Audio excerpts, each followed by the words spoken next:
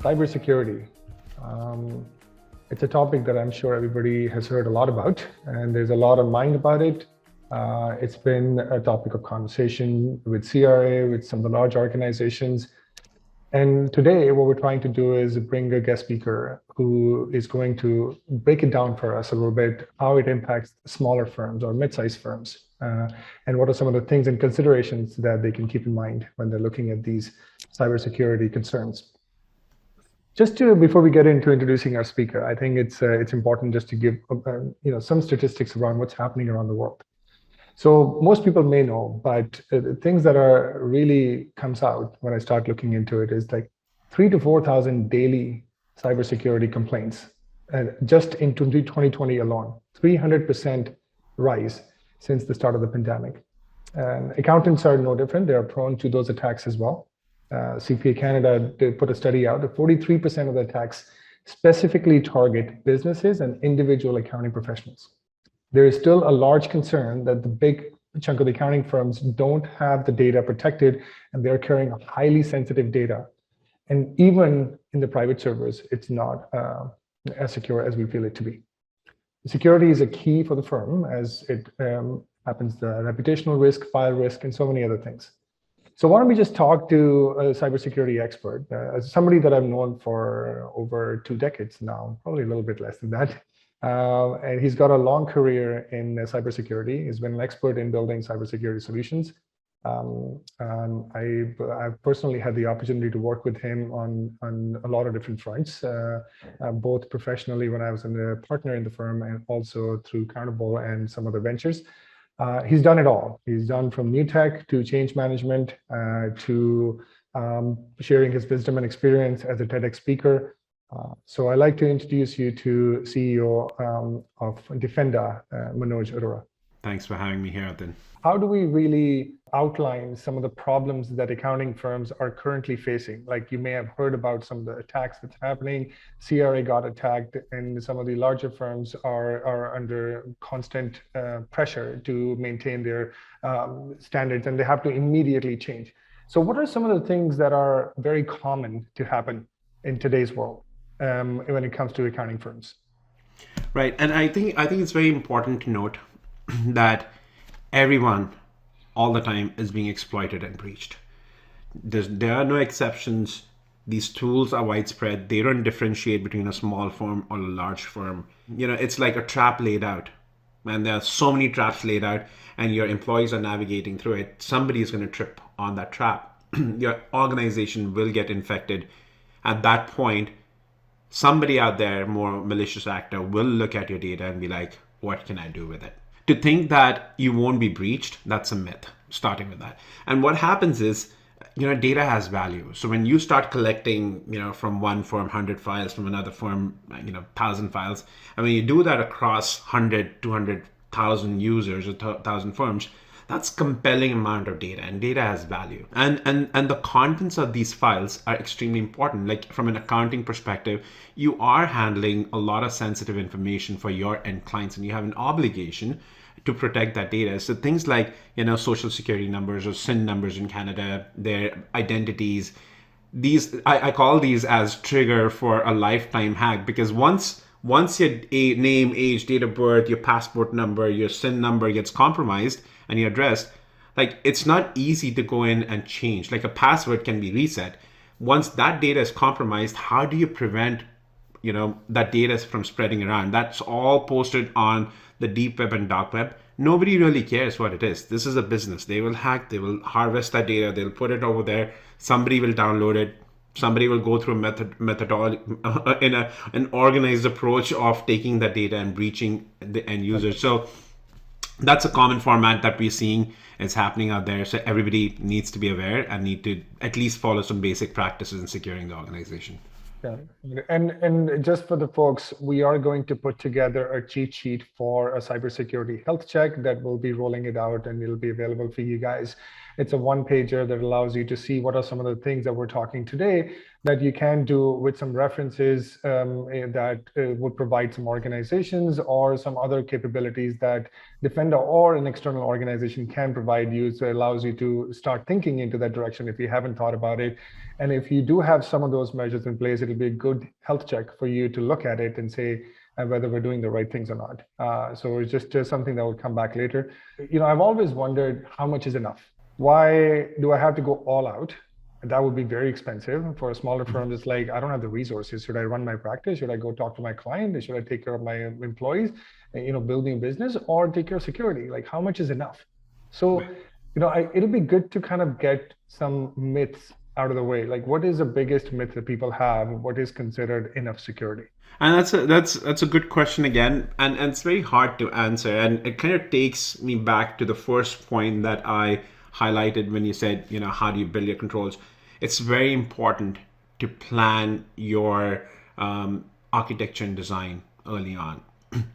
It doesn't have to be complicated. It can be a very simple drawing of really what is your business doing, where does the data reside, how do people really access that data. So data is really in two formats. It's either at rest or it's transit.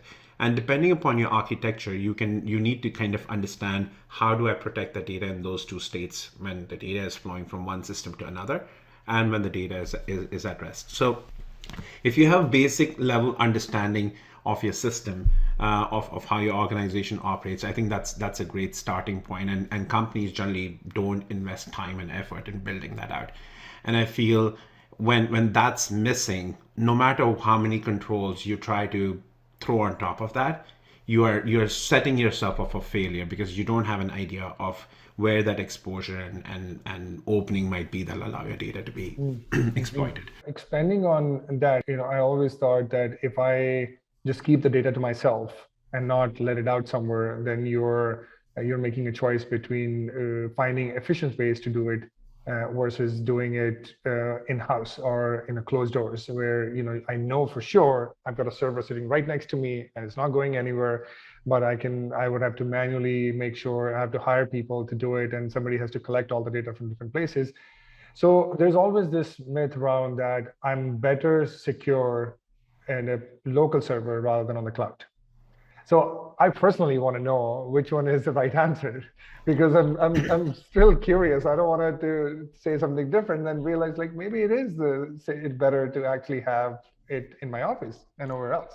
It is better if you are the only person who's going to be accessing the data and Yeah. you are the only person who's operating on the data and you're one person shop and you have the ability to keep it secure. Yeah, your costs are low. You can keep it all there.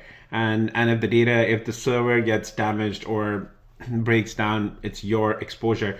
But essentially, as you move away from that one person, one man company to start looking at collaboration, start looking at, okay, you started with that server, now you need to allow 10 other people to come and access that server. Data has grown from, maybe a gig of data to 100 gigs of data. Data has gone from 10 clients to 100 clients. That's where the problem starts kind of expanding itself and it starts getting bigger because now what you've done is you have fragmented the data across all these assets within the firm. It's residing on every single user's endpoints or whatever laptops they're using. It's sitting on a server. The server might break down. There's no backup. Even if you do a backup on a disk, it takes time and effort. So I think the reality is data fragmentation in general is not a great practice. It needs to reside in a central repository, which is easily accessible. And with cloud and with collaboration, it's extremely important. At least what I'm seeing with all the companies is they want to use cloud for their benefit. They want to enable their users to collaborate at their own time, at their own location and stuff like that. So bringing the data into a central repository, which is accessible over cloud, has really good security controls built around it. That's the only way I can see that we can really take advantage of where the world is going, where, I think none of the employees are going to come back and on-site form of working. It's no longer prevalent. So to enable people to work, give them freedom to work from wherever they want at their own time, the ability to tap into talent across a different talent pool across the world, to kind of start leveraging cloud as a good solid format to collaborate and work with service providers who have their act together, have the basic assurance in place that assures their users and their customers that the data is secure, it's stored in world-class standards. That's the format that I am seeing everybody going towards, and I don't see how that can be pushed back. This problem has been addressed at a grassroots level over the last 15-20 years of where technology has taken us. So the way data is being designed today, how it's being ingested, how it's being processed, how it's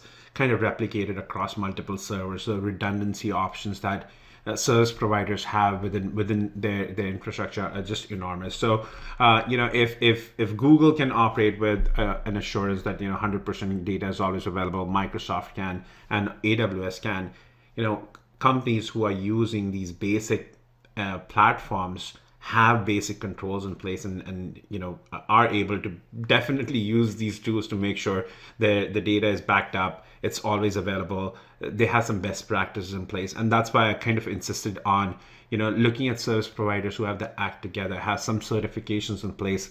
SOC 2 Type 2 is SOC is a great certification to look at. ISO 27001 is a great certification to look at.